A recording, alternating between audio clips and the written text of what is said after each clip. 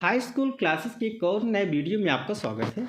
इस वीडियो में हम आपको संस्कृत व्याकरण के 3 महत्वपूर्ण टॉपिक समास, संधि और अव्यय को बताएंगे। जैसा कि आपको पता होगा, संधि, समास, अव्यय से मिलाकर कम से कम 12 से 13 नंबर के प्रश्न आपके एग्जाम पे आते हैं।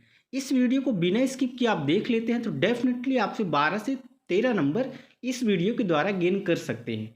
चैनल पे पहली बार हैं तो चैनल को सब्सक्राइब करें और बेल आइकॉन प्रेस करें।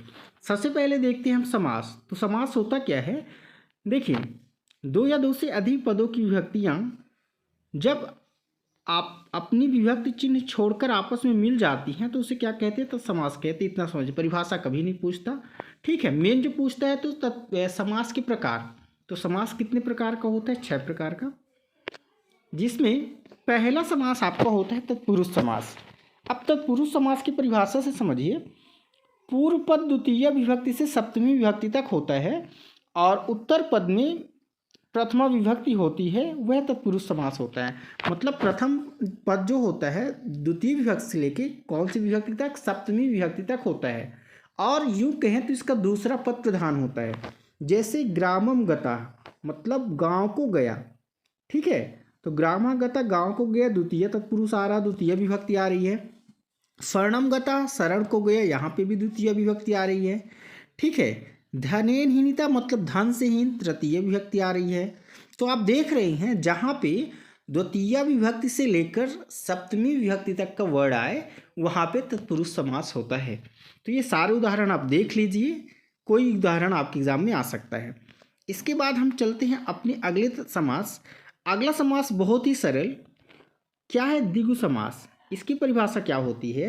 जहाँ प्रथम पद संख्यावाची हो, ठीक है। संख्यावाची का मतलब गणित की संख्या है 9, 10, 3, 4 ये। जैसे नवरात्रम मतलब नवरात्रि, त्रिभुवनम मतलब 3 भवन, शताब्दी मतलब 100 वर्षों का समूह, त्रिलोक मतलब 3 लोकों का समूह, सप्तदिनम मतलब 7 दिनों का समूह, पंचपात्रम 5 पात्रों का समूह। तो पहला पद आपको संख्यावाची दिखे मतलब आंख मूंद कर आपको वहां पे द्विगु समास पर टिक कर देना है। अगला समास है कर्मधारय। परिभाषा समझिए, जहां विशेषण या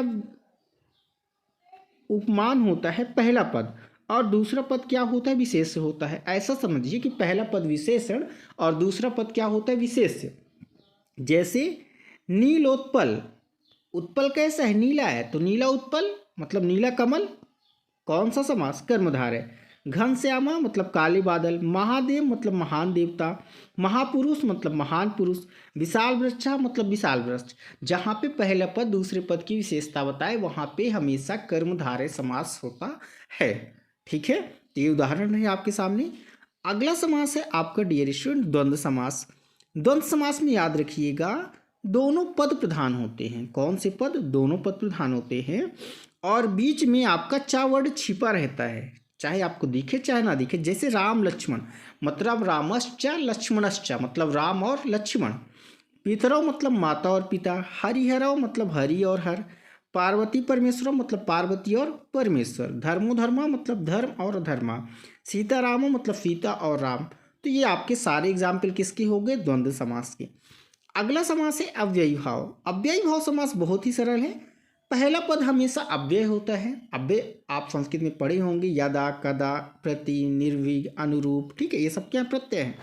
तो पहला पद आपको क्या दिख जाए? अव्यय दिख जाए। मैंने प्रत्यय बोल दिया, पहला पद अव्यय दिख जाए, वो क्या है? अव्ययी भाव समास। जैसे यथाशक्ति, यथाव्यय दिख गया, निर्भिक्षकम निरभ्य अव्यय दिख गया, उपगंगम में आपका उप अव्यय दिख गया, प्रतिदिनम में प्रति अव्यय दिख गया, अनुरूपम में अनुअव्यय दिख गया, प्रत्येकम में प्रति अव्यय दिख गया।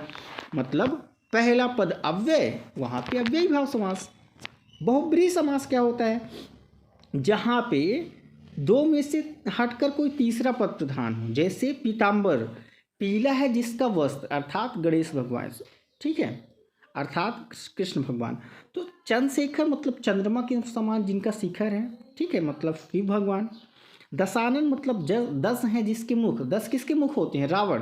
तो यहाँ पे दोनों पदों से हटकर कोई तीसरा पद प्रधान हो रहा है, वहाँ पे हमेशा बहुब्रीहि समास होता है, ठीक है। शूलपाणि मतलब शूल है, पाणि मतलब जिसके हाथ में शूल है, त्रिशूल है, वो क्या है? शिव जी हैं। इस तरह से आपका बहुब्रीहि समास के उदाहरण हो गए। अब समास से जो आपके एग्जाम में प्रश्न पूछे जा चुके हैं वो आप देख लीजिए। जैसे पहला प्रश्न आपका है, ठीक है, यहाँ से समझिएगा जो आपके एग्जाम में आ चुके हैं। जैसे देखिए 2022 में आया है, क्या लिखा है, अन्य पद प्रधान बहुब्रीहि समासा। ठीक है, मतलब कि कोई दूसरा पद प्रधान हो या तीसरा पद प्रधान हो, वहाँ पे अब बहुब्रीहि समास होता है। तो बहुब्रीहि समास में तीसरा पद प्रधान होता है ना, दोनों पदों से हटकर। जैसे दशानन मतलब 10 है जिसके मुख, पीताम्बर, तो बहुब्रीहि समास बिल्कुल सही बात है। समासा खट भवत मतलब समास 6 होते हैं, सही बात है। घनश्यामा कर्मधार है मतलब घन सम, ये भी क्या है, सही है। ठीक है, इसके अलावा भी कई सारे क्वेश्चन हैं, आप देख सकते हैं। ये क्वेश्चन आपके 2023 में आया था, आप देख लीजिए। पंचवटी मतलब 5 वृक्ष, पहला पद संख्यावाची मतलब द्विगु समास से आपको मिला देना है। लाता वृक्ष, ठीक है, मतलब लता और वृक्ष, तो यहाँ पे आपका द्वंद्व समास, बीच में और आ गया ना, चा आ गया। पितृचरण है मतलब पिताजी का चरण, तो आपको पितृचरण लिख देना है। तो इस तरह से आपका समास से आने वाले प्रश्न समाप्त होते हैं। ठीक है, सारे समास आप देख लीजिएगा और कुछ उदाहरण देख लीजिएगा, डेफिनेटली आपको फायदा मिलेगा। अगला टॉपिक है संधि। तो संधि मुख्यतः 3 प्रकार का होता है, आपको पता होगा, स्वर, व्यंजन और विसर्ग। संधि में क्या होता है, 2 या 2 से अधिक वर्ण मिलते हैं। समास में 2 या 2 से अधिक पद मिलते हैं। ठीक है, तो स्वर संधि में पहला संधि आपका है दीर्घ स्वर। अब दीर्घ स्वर को आप सीधे उदाहरण से समझिए, जहाँ पे छोटा छोटा से मिले तो बड़ा हो जाता है। ठीक है, जैसे चा आपी, तो क्या हो जाएगा, चापी, इसमें भी छोटा इसमें भी छोटा, तो बड़ा हो जाएगा, चापी हो जाएगा। इसी तरह कई सारे उदाहरण आपके सामने हैं। ठीक है, छोटा छोटा से मिलेगा, या छोटा बड़ा से मिलेगा, या बड़ा आ छोटा से मिलेगा, ये भी होता है, आप देख सकते हैं, बड़ा आ छोटा से मिलेगा। तो जहाँ पे छोटा छोटा से मिले, या छोटा आ बड़ा आ से, या बड़ा आ छोटा आ से, या फिर बड़ा आ बड़ा आ से मिले, तो वहाँ पे हमेशा दीर्घ स्वर संधि होता है। उदाहरण में आप देख सकते हैं, एव अस एवा से आ मिला तो बड़ा आ हो गया। ठीक है, विद्यालय हमेशा आता है आपके एग्जाम में, विद्या धन आलय, बड़ा आ मिला तो बड़ा आ बना। ठीक है, नदी इयम नदी, देखिए ई और ई मिल के बड़ी ई भी बनता है, ये भी इसमें होता है। ठीक है, तो आ होता है, याद रखिएगा, आ और आ मिल के हमेशा बड़ा आ बनता है। ठीक है, चाहे यहाँ पे छोटा हो या बड़ा, और ई मिल के हमेशा बड़ी ई बनता है। ठीक है, याद रखिएगा, ये किसका उदाहरण है, स्वर संधि का। इसके बाद जो आपका अगला संधि है वो है गुण स्वर। तो गुण स्वर में क्या होता है, आ और ई मिल के ए बनता है, आ ई मिल के क्या बनता है, ए, और आ उ मिल के ओ बनता है। मुख्य 2 चीज़ें होती हैं, आ ई ए और आ उ ओ। उदाहरण से समझिए, जैसे आपके सामने है नर धन इंद्र, यहाँ पे आ आया, यहाँ पे ई आया, तो आ ई मिल के क्या बन जाएगा, ए बन जाएगा, तो नरेंद्र हो गया। देव धन इंद्र, देवेंद्र हो जाएगा। नर धनीश, नरेश, आ ई मिला तो ए बना। ठीक है, इतना समझिए। और उदाहरण देखिए आप, आ उ ओ, जैसे परोपकार। ठीक है, तो परोपकार हो जाएगा, आ उ मिल के ओ बन गया, आ उ मिल के क्या बन गया, ओ बन गया। हित उपदेश, हितोपदेश बन गया, यहाँ पे भी आ उ मिल के ओ बन गया, डिटेल में लिखा हुआ आप देख सकते हैं। ठीक है, स्नानोपकरणम, आ उ मिलकर ओ बना। तो ये किसकी खासियत है, गुण स्वर संधि की। ठीक है, और एक इसमें खासियत होती है, आरा मिल के अर बनता है। ठीक है, आरा बन के अर बनता है। जैसे देव ऋषि से देवर्षि हो गया, महाऋषि से महर्षि हो गया, वर्षा ऋषि से वर्षा ऋतु हो गया, तबलकारा से तबलकारा हो गया। तो किसके उदाहरण हैं, गुण स्वर संधि के। अगला होता है आपका वृद्धि स्वर संधि। तो वृद्धि में क्या होता है, आ और ए मिलते हैं, याद रखिएगा। दीर्घ में मैंने क्या बताया आपको, आ से मिलेगा, ई से मिलेगा। वृद्धि में क्या बताया आप, दीर्घ के बाद गुण में क्या बताया, आ ई उ होता है। ठीक है, और आ ई ए होता है, ये होता है किसमें, गुण स्वर संधि। वृद्धि में क्या होता है, आ ए। ठीक है, जैसे एक एकम, अद एव अदैव, फदा एव फदैव। तो ये किसकी खासियत होती है, वृद्धि स्वर संधि की। तो इसके उदाहरण आते हैं आपके एग्जाम में। ठीक है, अब आता है यण स्वर संधि। तो यण में कुछ खास क्या है कि ई का य हो जाता है, ई का य हो जाता है, ई का ये, जैसे इति अलम य हो गया, इत्यवदत इत्यवदत हो गया, पर्यावरण पर्यावरण हो गया, ये होता है। ठीक है, इसको भी देख लीजिएगा। इसके बाद आपका आता है अयादि संधि। अयादि संधि में उल्टा होता है, कैसे? ए आ से मिलेगा, ए आ से मिलेगा, ए आ से मिलेगा, और हो क्या जाता है? ए का ए। ठीक है, ए का ए। जैसे ने एनम तो नैनम हो जाएगा, से एनम सैनम हो जाएगा, चे एनम चैनम हो जाएगा, गाय का हो जाएगा। ठीक है, ठीक है, तो इस तरह आपको कर लेना है। इसके बाद जो क्वेश्चन आते हैं आपके एग्जाम में, जैसे पूर्व रूप संधि हो गए, कुछ खास आता नहीं, इसको आप स्किप कर सकते हैं, कोई दिक्कत नहीं। ठीक है, इसके बाद डियर स्टूडेंट हम सीधा चलते हैं विसर्ग संधि पे। ठीक है, 1 मिनट, इसके पहले व्यंजन संधि देख लेते हैं। तो व्यंजन संधि में आपको कुछ उदाहरण याद करने हैं, बस आपका व्यंजन संधि खत्म। जैसे निश्चला में क्या होता है? निफ धन छल। सच्चरित्र में सत धन चरित्र। और समझना क्या है कि यहाँ पे 2 व्यंजन मिलते हैं। जैसे सा छा से मिला तो सा को फा लिख दिया जाता है, ता को चा लिख दिया जाता है, ता को चा, दा को जा, ता को चा लिख दिया जाता है। जैसे सच्चित, उज्ज्वल, है ना, उच्चरणम, ये हो जाता है। ठीक है, तो ये आपका हो गया किसका? व्यंजन संधि का उदाहरण। इसके बाद विसर्ग। विसर्ग संधि में आपका पहला पद हमेशा विसर्ग होगा जब हम उसका संधि विच्छेद करेंगे। जैसे नमस्ते का संधि विच्छेद नमः धन्ते। ठीक है, इत स्थिता का इता धन ततः। ठीक है, राम स्थिठम रामः तिष्ठति। निश्चला का निधन छल। पहला पद आपको विसर्ग दिख गया, इसके विग्रह में, मतलब वहाँ पे विसर्ग संधि होगा। तो इस तरह से आपका विसर्ग संधि भी कंप्लीट। ठीक है, इससे जो क्वेश्चन आते हैं आप देख सकते हैं उदाहरण में।